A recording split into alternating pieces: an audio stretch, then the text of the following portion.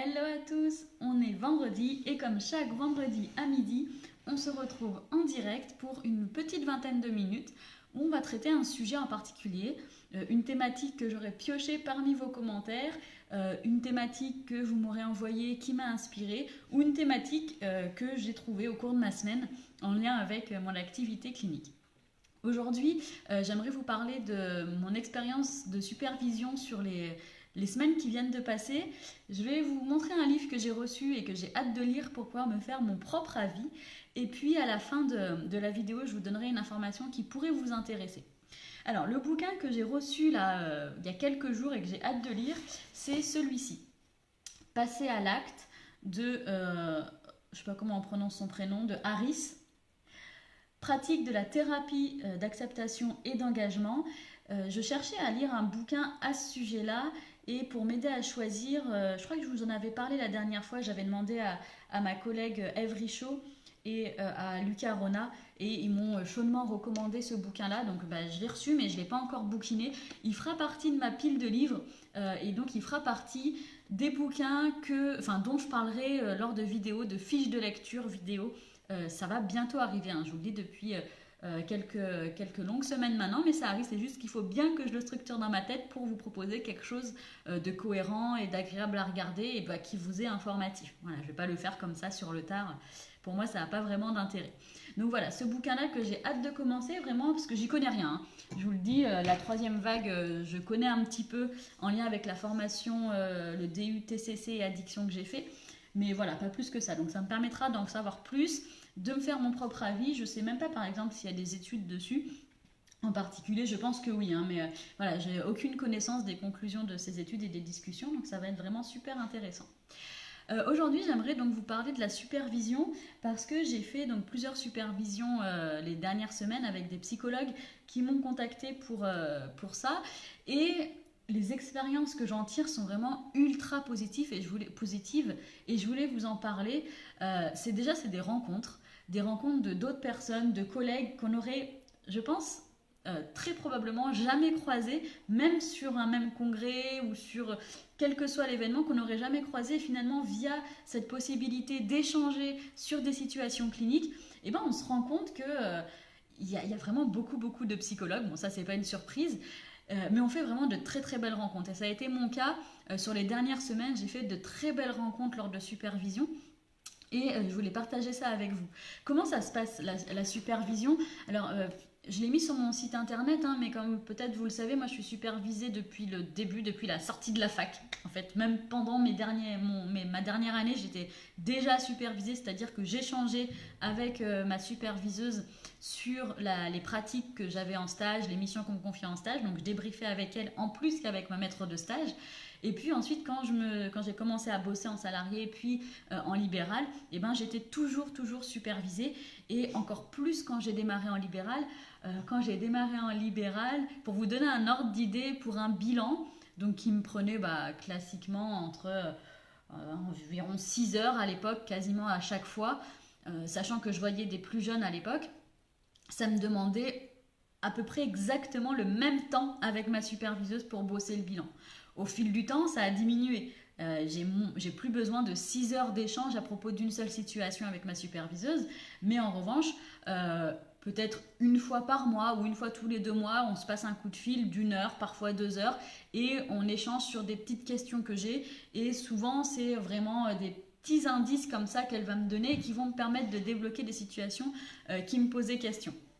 Donc c'est vraiment toujours très très intéressant d'avoir cette possibilité-là, sachant qu'après, lorsque vous avez des collègues proches de vous, que ce soit dans votre boulot en salarié ou en libéral, par exemple, très concrètement, avec Sébastien en rad, ça nous arrive très régulièrement de se coller comme ça, de se passer un coup de fil et d'échanger à propos d'une situation. Parfois ça prend 5 minutes, parfois un petit peu plus, mais on échange, on confronte nos points de vue, ça nous permet vraiment d'avoir un petit peu de faire ce jeu de l'avocat du diable qui nous permet ce jeu-là vraiment d'avancer. Et c'est assez fréquent hein, d'échanger son point de vue avec les collègues. J'espère que bientôt je pourrai vous présenter j'espère, il n'y a rien qui est fait, mais ma nouvelle collaboratrice au cabinet avec qui ce sera pour moi l'occasion d'avoir une nouvelle personne avec qui échanger sur ces questionnements autour des bilans. Alors, ces questionnements, ces échanges sont pas forcément uniquement quand on est coincé, quand c'est la galère, quand on sait pas où on va, ou il nous manque des trucs qu'on trouve pas. Ça, c'est aussi sur des bilans qui nous intéressent, qui sont un petit peu excitants intellectuellement. Le partage va aussi sur ce type de bilan-là. Est-ce que vous pouvez me dire, par exemple, en commentaire, si vous avez eu déjà une supervision, si vous avez l'opportunité d'échanger avec vos collègues, si vous êtes en libéral, est-ce que c'est quelque chose que vous faites ou finalement est-ce que peut-être vous essayez mais vous êtes finalement isolé. Il y en a certains qui travaillent en libéral et ils sont parfois les seuls du département. Ça, j'ai déjà vu ça, les seuls du département ou seuls dans une ville, dans une petite ville, et du coup c'est plus compliqué de pouvoir échanger. Est-ce que ça vous est facile d'échanger avec des collègues sur des situations qu'elles soient difficiles, problématiques, ou des situations juste excitantes intellectuellement? Comment est-ce que vous faites? Est-ce que c'est quelque chose de fluide, comment dire, de quotidien, ou finalement c'est quelque chose que vous faites très peu ou jamais, ou même peut-être que ça, vous ne voyez pas l'intérêt, c'est aussi possible. Je vois vos commentaires en fait dans la vidéo là sur mon téléphone, donc comme ça si vous me dites un petit peu ces réponses-là, on pourrait échanger directement et éventuellement partir sur des thématiques qui vous intéressent encore plus, qui collent bien avec vos commentaires. Alors, très récemment, donc j'ai eu plusieurs supervisions. C'est vraiment l'idée, comment ça se passe, disons, dans le processus. Donc, il y a la prise de rendez-vous et en général, on travaille sur un bilan en particulier. Donc, la personne va m'envoyer son bilan en amont par mail et éventuellement un petit listing de questions en lien avec le bilan. Donc moi j'y regarde en amont et puis ensuite on se fait une heure de Skype, on se bloque une heure de Skype et puis on en discute. Donc l'idée c'est que la personne va me représenter brièvement la synthèse du bilan que j'ai lu en amont, mais c'est aussi intéressant de l'entendre en parler parce que ça donne quand même quelques éléments cliniques en fait. En entendant la personne, la psycho, parler du patient, ça donne vraiment des informations sur comment elle le perçoit, comment elle semble être la qualité de la relation, et ça donne d'autres infos que l'on ne peut pas forcément voir au travers du bilan écrit. Alors, une fois qu'elle m'a expliqué synthétiquement la situation, on reprend les questions qu'elle m'a posées et on y répond une par une. Par exemple, il y a des fois où récemment on m'a demandé, tu vois, j'ai fait un entretien initial, je sais maintenant donc quels sont les comportements qui posent problème ou qui semblent anormaux à la personne.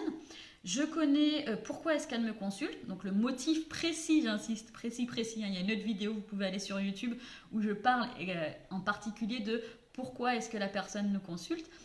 Et j'ai fait des hypothèses, parce que je vous rappelle que les hypothèses doivent venir vraiment dès la fin de l'entretien initial. On ne commence pas un bilan sans avoir d'hypothèse, ou alors on commence le bilan, on fait une heure et ensuite on fait des hypothèses et on embraye, mais on ne fait pas un bilan puis on pose des hypothèses, ça c'est pas possible.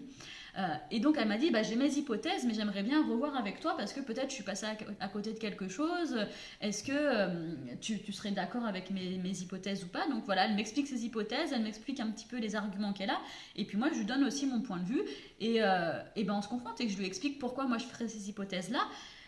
J'ai pas raison, elle a pas raison, on n'a pas tort. On est vraiment dans la recherche d'hypothèses à la lumière des éléments qu'elle apporte. Et ça permet aussi, là pour le coup, moi j'avais posé exactement les mêmes hypothèses qu'elle en l'écoutant. Juste j'avais rajouté trouble du spectre de la schizophrénie. D'accord? Parce que justement, cette cartouche, cette casquette psychiatrie que moi j'ai acquis grâce à mes expériences à Fondation Fondamentale, en psychiatrie, etc., j'ai eu cette idée-là de porter cette hypothèse de schizophrénie. Elle n'y avait pas pensé, ça nous a permis d'échanger là-dessus, et puis on a gagné toutes les deux en compétences, mais vraiment toutes les deux, puisque nos échanges nous enrichissent mutuellement. Donc c'est vraiment hyper intéressant à double titre. Il y a d'autres situations où c'est plus, par exemple, sur les conclusions du bilan qu'on va me questionner. Par exemple, là, tu vois, j'ai conclu à un TDAH, qu'est-ce que tu en penses? Voilà, par exemple. Ou alors, là, je me demande, est-ce qu'il y a un TDAH, mais est-ce que ça pourrait être de l'autisme? Il y a un problème de fonction exécutive, je ne sais pas si on peut mettre les deux diagnostics. Comment est-ce qu'on fait? Là, en l'occurrence, on revient à la question qu'on nous pose, mais ça peut être ces questions-là sur les conclusions diagnostiques, par exemple. Mais, donc là, on est vraiment sur de la clinique, de la supervision purement clinique. Par contre, très fréquemment, pour pas dire à chaque fois, parce que c'est vraiment ultra fréquent, il y a une autre thématique qu'on aborde, c'est celle beaucoup plus, disons, sur la structure du bilan, comment construire son bilan. On aborde aussi la question de quel test ou questionnaire administrer et pourquoi, surtout le pourquoi. Parce qu'il y a bon nombre de bilans où finalement on se rend compte que y a certains psychologues qui font passer toute une batterie de tests, par exemple, alors je parle de l'adulte, de ce que je connais, pour les enfants ça, je renvoie à Seb, par exemple la Weiss, la MEM, la ATEP, et puis je sais pas, le Greffex, voilà, et on se rend compte que finalement si on essaye d'ignorer tous ces résultats scorés et qu'on reprend que la clinique, parfois on n'est quand même pas loin, ou voire on arrive aux mêmes conclusions, puisque je vous rappelle, notamment, alors pas notamment, mais par exemple le diagnostic de TDAH, il est clinique, d'accord, purement clinique. Si vous avez des doutes là-dessus, ou si quand je dis ça vous êtes choqué, vous faites oh mon Dieu mais qu'est-ce qu'elle dit, on peut pas se passer des tests, je vous invite à aller bouquiner et à implémenter ce que raconte Thomas Brown dans son bouquin Troubles déficit de l'attention, hyperactivité chez l'enfant et chez l'adulte, guide d'une approche contemporaine du TDAH, et notamment d'aller vraiment regarder le chapitre 8. Le chapitre 8 qui s'intitule Comment et pourquoi... non, pardon, ça c'est le chapitre 7. Le chapitre 8, qui s'intitule, toujours pas... Évaluation du TDAH chez les enfants, les adolescents et les adultes. Chapitre qui, moi, m'a fait vraiment plaisir en le lisant, parce que j'avais sous les yeux des références cliniques et d'articles indiquant vraiment, allant dans ce sens-là, que le diagnostic de TDAH ne se fait pas sur les tests neuropsychologiques. Donc ça, je vous encourage vraiment à lire. Je vous lis juste par exemple une phrase de chapitre isolée, donc il faudra reprendre le contexte, mais lorsqu'une telle batterie de tests utilisés, donc il parle par exemple du Wisconsin, de la figure de Ray, les tests des fonctions exécutives, lorsqu'une telle batterie de tests est utilisée pour évaluer les personnes atteintes du TDAH, on constate que seulement 30% environ des personnes atteintes du TDAH ont des fonctions exécutives altérées. Donc, je vous lis qu'une seule phrase de Thomas Brown de ce bouquin-là. Excellent chapitre, excellent bouquin. En plus pour moi, il est indispensable. Et bien qu'il parle uniquement, spécifiquement du TDAH, on peut retirer plein de choses et les transmettre avec... Enfin, non, pas les transmettre, c'est quoi le mot les utiliser en tout cas pour l'évaluation clinique du trouble du spectre de l'autisme et des autres troubles du neurodéveloppement qu'on peut croiser chez l'adulte. Donc il est vraiment, encore une fois, excellent à double titre. Donc si je reviens sur la supervision, il y a les aspects cliniques qu'on peut travailler, mais donc il y a aussi ces aspects de pourquoi j'ai fait utiliser tel ou tel outil, pourquoi j'ai utilisé telle ou telle psychométrie, comment j'ai mené ou comment je devrais mener, parce que parfois on prend rendez-vous avant le bilan pour le préparer. Donc comment je devrais mener mon entretien clinique étant donné la problématique qui est gna gna gna gna gna. Ça peut aussi être, et ça on y revient très fréquemment, sur le temps du bilan, le nombre de pages du bilan par rapport au coût du bilan. Parce que là aussi, on est sur une question qui me semble vraiment très importante en libéral. Sur des bilans, alors il y a des bilans de 7 pages, 15 pages, 20 pages. J'ai déjà vu des bilans de 70 pages. Voilà. Donc, où on en est, qu'est-ce qu'on fait? C'est-à-dire que si on fait un bilan de 70 pages ou peut-être plus de 20 pages, 15 pages, disons que c'est probablement plus la règle que 70 pages. Combien de temps on y passe à rédiger, combien de temps on passe avec le patient, combien de temps on passe à réfléchir et combien on se fait rémunérer pour ça. Il y a des psychologues qui sont au tarif parfois en dessous du SMIC, alors qu'elles sont psychologues en libéral avec leur niveau d'études et leur formation complémentaire. Ça signifie aussi qu'à des tarifs peu élevés, on est amené à obligatoirement faire beaucoup plus de bilans. Et le fait de faire beaucoup plus de bilans, ça entraîne qu'on a moins le temps de se former, alors que se former, lire des bouquins, lire la recherche, aller en formation, aller en congrès, ça devrait faire partie entièrement, et pas en second plan, de l'activité de psychologue. D'ailleurs, dans le code de déontologie, c'est indiqué que le psychologue doit être formé sur les choses les plus récentes. Donc voilà, la supervision, ça intègre vraiment, oui, la clinique, les échanges sur la clinique, les questionnements sur les hypothèses, sur l'interprétation, les conclusions, sur la préparation du bilan, la préparation d'un entretien initial, la préparation d'une restitution, par exemple, parce que c'est pas toujours évident de préparer une restitution. Est-ce que, par exemple, vous avez une trame pour les restitutions? Si vous avez regardé d'autres vidéos, vous savez que par exemple je fais 2 fois 1 heure de restitution et je vais bientôt passer à 3 fois 1 heure de restitution. Là, je commence vraiment à comprendre que la restitution, enfin déjà que le bilan c'est juste le début de quelque chose. Et maintenant, c'est ce que je disais hier à une collègue avec qui on a fait une supervision. Pour moi, maintenant, le bilan, finalement, c'est le début de la prise en charge. Il n'y a plus d'évaluation. Pour moi, elle s'intègre dans une prise en charge. On a la grosse catégorie qui est l'accompagnement, la prise en charge, vous appelez ça comme vous voulez. Et à l'intérieur, on a une sous-partie qui est l'évaluation. En fait, à l'instar de l'évaluation fonctionnelle quand on fait de la TCC. D'accord? Un petit peu dans ce sens-là. Donc pour moi, le bilan, c'est vraiment une sous-partie, un outil qui va permettre à la personne, on espère, d'avoir les changements qu'elle souhaite et d'aller mieux. Donc on va aussi pouvoir par exemple travailler sur comment restituer les résultats. Est-ce qu'on passe 1 heure à décrire les résultats d'une VICE ou est-ce qu'on passe 1 heure à faire de la psychoéducation sur le trouble qu'on a mis en évidence grâce au bilan? D'accord? Et si on décide de faire de la psychoéducation, comment est-ce qu'on fait? Qu'est-ce qu'on commence à dire? Il y a une autre chose très importante en restitution, c'est faire le lien entre ce qu'on a observé. Et par exemple, si on met en évidence de l'autisme ou un TDAH ou un syndrome de Gilles de la Tourette, faire le lien avec les comportements du patient. D'accord? Vraiment, ça c'est ultra important. C'est pas évident, mais c'est ultra important. Ça serait de dire, par exemple, vous voyez, les personnes qui ont un TDAH, la plupart du temps, ont un des signes qui est qu'elles ont du mal à tenir en place, à rester assises alors qu'elles devraient elles ont du mal à rester assises là où elles le devraient. Et faire le lien avec la personne, eh bien vous voyez, vous m'avez expliqué pendant les entretiens que c'était votre cas, qu'au travail on vous a reproché que vous étiez tout le temps en mouvement et à l'école vous faisiez sortir de classe parce que vous n'arrêtiez pas de vous lever pour des raisons qui n'étaient pas, disons, valables. Vous voyez, ça c'est des signes que l'on met en lien avec le TDAH. D'accord? Et c'est très très important de faire ces liens-là. Ça permet vraiment de répondre à la question qui est fréquente de pourquoi je fais le bilan. Pour mieux me comprendre. Et pour mieux se comprendre, il faut vraiment que le psychologue qui restitue les résultats fasse ce lien entre le diagnostic et la personne. D'accord? Parce que comme on dit, il y a autant d'autistes que d'autisme. Ou l'inverse, je ne sais plus, cette phrase j'ai du mal. Vous voyez ce que je veux dire? Voilà.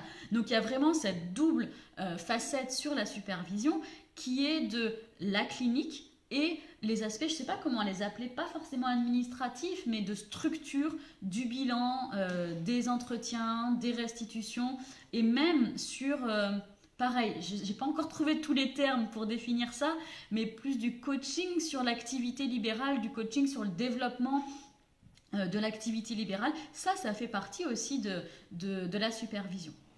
Pour terminer, je vous avais dit au début de la vidéo que j'avais une petite annonce à vous faire. Peut-être qu'il y en a qui sont déjà au courant parce que c'est quelque chose qui est sur mon site.